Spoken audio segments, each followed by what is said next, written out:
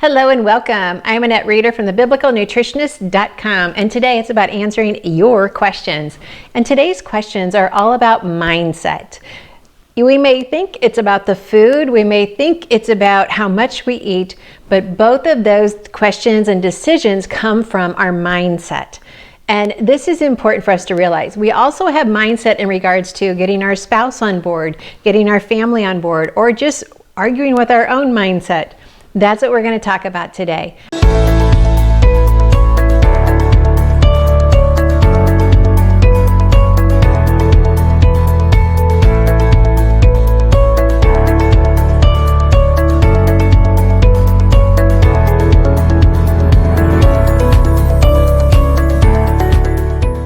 I love answering your questions. These questions are submitted through our private Facebook group, Biblical Nutrition Academy. And if you aren't on Facebook, I highly respect that. You can just email us at annette@thebiblicalnutritionist.com. Now, before we get into question number one, please stay tuned to the end because one of you is going to get a free gift. Question number one, what's the best approach to getting my husband also on this journey with me without sounding nagging? This is submitted by Rockie. Okay, this is a fun question because I took the opportunity to just go back and review those verses in Proverbs 21. So from my New American Standard Bible, it reads like this. Verse 9, it is better to live on the corner of a roof than in a house shared with a contentious woman. And verse 19 says, it is better to live in a desert land, than with a contentious and vexing woman. Now, I looked it up in other Bibles. For my complete Jewish Bible, it reads in verse 9, it is better to lie on a corner of the roof than to share the house with a nagging wife. Right?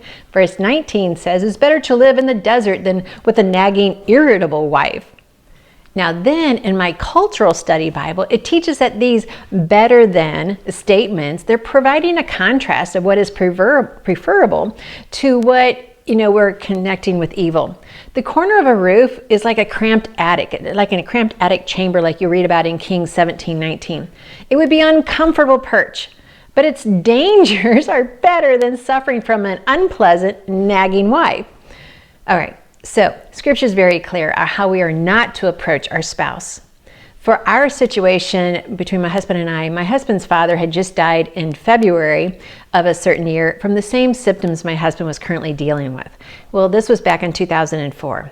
It was an eye-opener. It was a wake-up call that God was able to use in his life. And so it shows what happened in my father-in-law's life when you don't make the necessary changes. He died way too young. In our family of four, we've already battled cancer and many other health issues. And the latest blood work that came back was that the doctor was just quickly writing prescriptions. And we knew our choices were killing us. My husband had just turned 40, so we were still very young, yet dealing with elderly issues.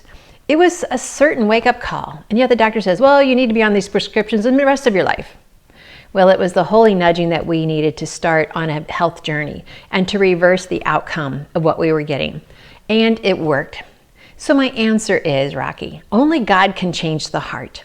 I suggest starting with sharing what you are doing and then ask your spouse, well, would they like to participate? Just say, hey, I'm going to start cooking healthier meals. Would you be willing to try some of my new recipes? And if they say yes, say, great, thank you. This is so important to me. And then I would make your normal recipes throughout the week 2 to 3 times, but then I would integrate 2 to 3 new recipes a week. Don't go totally healthy right away. There will be such rebellion. It will not be funny. And don't throw away everything right away. We really have to ease people into this. And if the spouse says, no, don't feed me that stuff, that's a matter of love. So pray for that person for a heart change. And in the meantime, you may be cooking 2 different meals. Okay, you cook 2 different meals. Although if you plan it well, this is not hard. A meal of rice, roasted chicken, and green beans and a salad, that's healthy for both of you. For a dessert, a bowl of cut up fruit, perfect.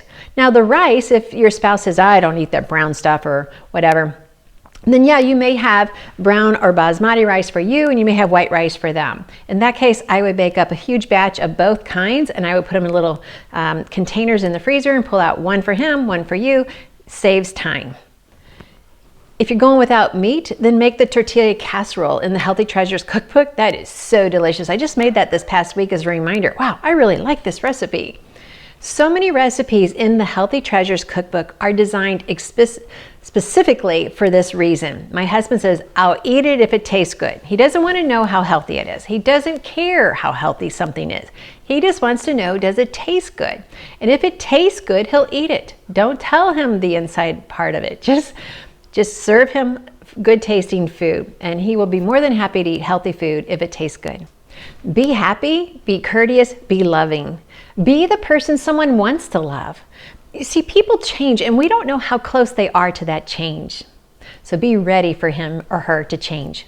Question number 2, how can I conform my thinking to seeing eating as a way to serve and glorify God? Submitted by Anne. Now, this is covered extremely well in the 40-day transformation program, and it's also, we go over this in the inner circle. It is a process, and it could be a quick process or a slow process. It's also a choice. One writer in the book of Psalm 91 said that the reason his troops were undefeated is because of their belief. It is what man believes that makes him invincible, and we have the knowledge of God to build our beliefs upon. And that is why the mustard seed is so small and the mountain is so large, because it's about our beliefs. Our God-based beliefs that can move mountains. Our beliefs can shape our day and therefore our health. In the 40-day transformation, I give several tools to help you with this. The tools work on every part of the brain. The brain wants rewards. The brain wants a plan. It works really well with that. The brain wants to succeed. That's how God created your brain. So either way, so start with any beliefs that are holding you back. What beliefs are making this vision so difficult? Write them down. And then ask yourself, what would it feel like to eat to glorify God? Would it mean no more binging? No more fake foods? No lab experiments? No more pain? No more discomfort?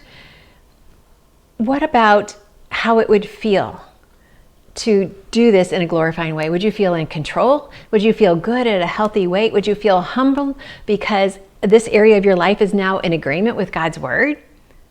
Write it down and decide for yourself, which one of those categories would you like to feel? Feel like you are offering a gift to the Lord with every meal. It's planned and you follow it. Feel like you can go on mission anywhere in the world because you have the health and the energy to do it. So use the advantage cards. Build the resistance muscle. Increase your awareness of why you eat. These are the tools to help you see health as a blessing and also as a way to return the blessing back to God. Check out the 40-day transformation if you haven't already. It is a course, and then join the inner circle. Now, alert, it's going to take a little bit longer than 40 days to get through the 40-day transformation. It's just the way it is, and that's okay because you own the course to go through it over and over and over. Thanks for asking. Question number 3, I'm in a wheelchair, I'm 5'1", and I weigh 270 pounds. This is my year for change, but I do not know where to start. I'm so confused by all of the conflicting information out there. Where and how should I change my life around? Submitted by Vickley. Good question, and thanks for asking. So let's start with the Hunger Satisfied Journal. If we were on a one-to-one coaching call, I would ask you some more questions about your current diet. But through this avenue, let's just use the journal. So this journal is going to be so instrumental for your changes this year. So the Hunger Satisfied Journal, it helps us discover the mindset that's causing us to be confused and what's tripping us up with our success. Now, the first steps of the journal is to focus on the hunger scale. If you have never experienced hunger or you're unsure about hunger, I want you to go 2 days only eating half of your normal amount. And see if hunger starts to show itself. If yes, okay, I know hunger, then start measuring this with every meal. And no snacks. Snacks is emotional eating. We're not doing snacks. Now, mind you, I am not clear on any physical limitations that you may have other than the wheelchair, but that's not a lot of information. So this might change my answer a little, but not a lot. The second step is learn to use the credits. We discussed this over and over and over in the inner circle. And third, learn how to follow through with the 24-hour plan. Now this can seem kind of monotonous, but it's transforming. It reveals the truth of why you're suffering and why you get results. It reveals both sides. Follow every single step of the Hunger Satisfied Journal. Use the credits, use the 24-hour food plan, use the hunger scale. Every piece is designed to work with different parts of the brain for 100% success. And most importantly, don't quit. Once you learn how to plan, when to eat, what to eat, as noted in the journal by how the foods make you feel, and why you are eating, then we can start changing the foods to be more in agreement with the 3 principles that I teach. Eat the foods that God called good for us, not for the animals. Eat the foods as close to His design, and then don't let any food become an addiction. Okay, a lot for you to take in. Just remember, you've got this. You've been given every tool you need. Stay off of Google, except for this. And remember, the reason I stay anchored to these 3 principles is because no matter what storm of hype comes along on Google, the 3 principles are there to use as a bar to measure all of the information that's out there. Several years ago, shark cartilage was very popular. Well, I chose not to use it because it was an unclean animal. Today, it's no longer popular and it's not presented as a cure anymore. It was just a fleeting hype. Okay, 3 principles. They're timeless. The Hunger Satisfied Journal is also priceless and timeless. Question number 4. I've struggled not only with making good food choices, but I feel so unworthy, devalued, etc. because my actions would suggest I lack the willpower and discipline to stay any course I've ever tried. I am a saved individual, but I have not given too much thought into a biblical eating lifestyle. What advice do you have on gaining the discipline to stay on course? This was submitted by Christy. Thanks for that information and just being transparent. This is the reason why I'm here. I have walked this road, and sometimes this road comes up on the screen as an option to take again. So I have to continually stay vigilant on what is right, biblical thinking, and what is a distraction from the enemy. In the 40-day transformation, we start with transforming your thoughts, your beliefs, because that is where your change is going to begin. Now, here is what you have written in your question. Let's just list it out. Struggle with making good food choices. I feel unworthy. I feel devalued. I lack willpower. I lack discipline. I have not thought about biblical way of eating before. So those are all the thoughts that we pulled out of what you wrote.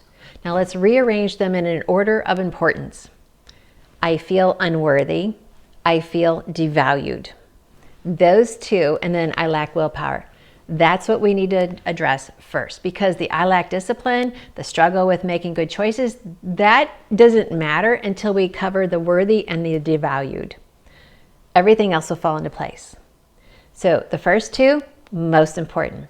When we say we are unworthy, we then go into Scripture and we just ask the Lord, show me your word of how I am worthy. Show me your word how I have value.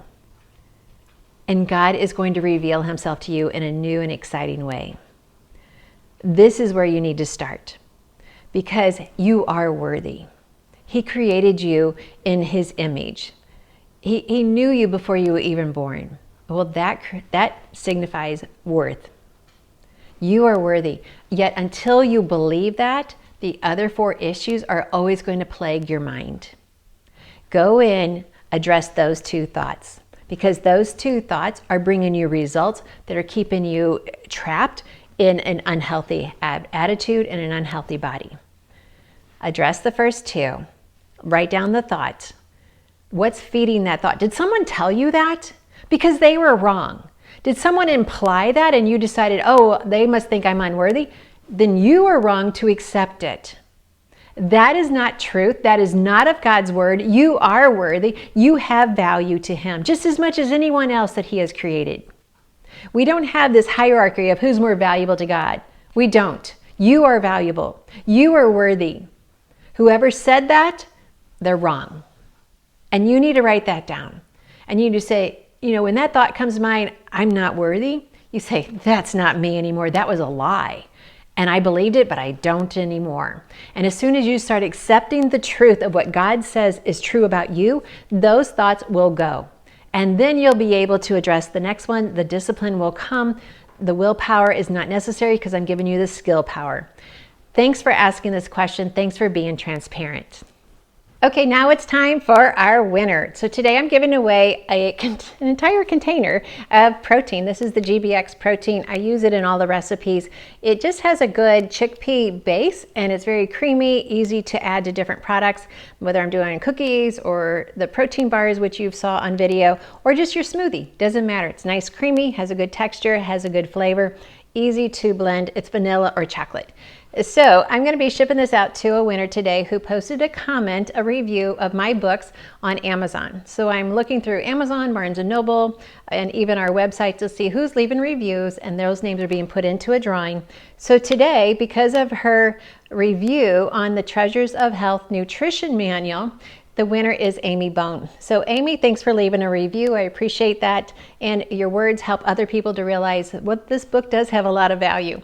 So if you have not yet checked out the nutrition manual, check that book out. And if you haven't checked out the protein, you might want to check that out too. So if you don't want to wait to win this, then you might just want to go get it yourself. I'll put a link to the protein down below. Amy, you have 90 days from the posting of this video in your email. You just need to say this, that you're replying to QA 80 and that you are the winner of the protein. So I look forward to giving this away to more people. Until next time, remember, we have a recipe that I want to share with you, and I want you to share it with everyone you know. It's God's recipe for excellent health. 3 ingredients. I'm here to help you, number 1, which is the most important, understand God loves you. He loves you with a personal love just for you. He loves you with an amazing unending love, and he's the same yesterday, today, and forever. So he will always be there to love you. He just asks for you to come to him, and he's waiting. Number 2, I'm here to help you be confident in the kitchen, and 3rd, confident in your health and seeing how God created you and how he created everything to work for you, and especially these fruits or other foods that I've taught you about. So thanks for watching.